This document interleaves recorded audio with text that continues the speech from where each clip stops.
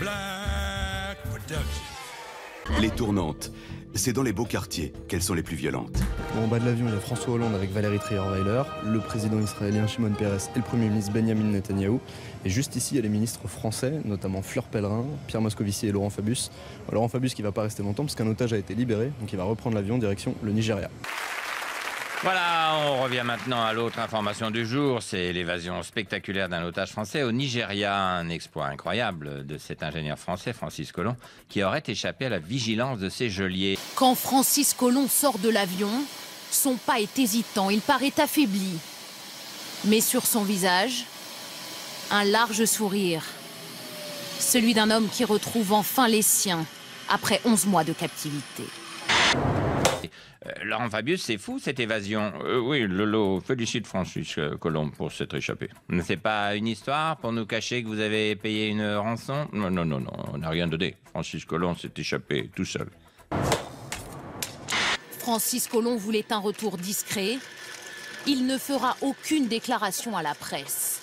Pas même pour relater ses 11 mois de détention ou raconter son incroyable évasion il y a 2 jours. Pourtant, il est âgé, il souffre de problèmes cardiaques et il a perdu 40 kilos en détention. C'est un surhomme.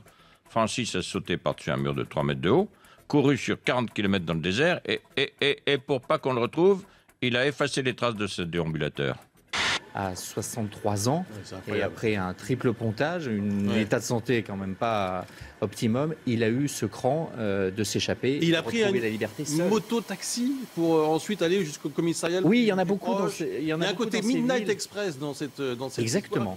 Ah, il a fait tout ça avec un déambulateur. Oui, oui, oui, le Lolo confirme. Bon, à mon avis, ils ont payé une rançon. Les tournantes, c'est dans les beaux quartiers qu'elles sont les plus violentes. Cet exploit de l'ingénieur français, cette évasion, est une première dans l'histoire des otages. Jusqu'à présent, aucun otage français n'était parvenu à s'échapper. Monsieur Collomb, bravo pour votre évasion. Bonsoir. Merci, oui. C'est incroyable d'avoir pu vous libérer comme ça. Oui, oh, pas tant que ça non plus. Bah quand même. Juste une question, vous êtes ingénieur en quoi? Je suis ingénieur en évasion.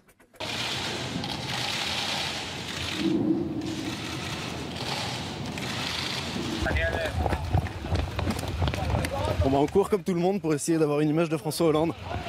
Ça va France 3? Ça va. Voilà, tout le monde s'engueule pour avoir la meilleure place pour pouvoir filmer le pupitre.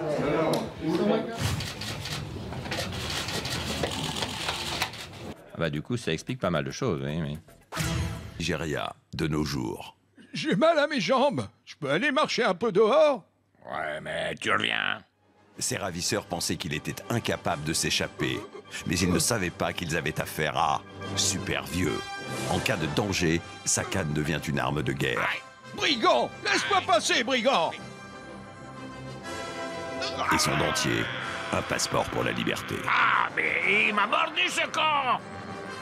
Ouais, Francis Collomb, soit il est super vieux, soit la France a versé une super rançon.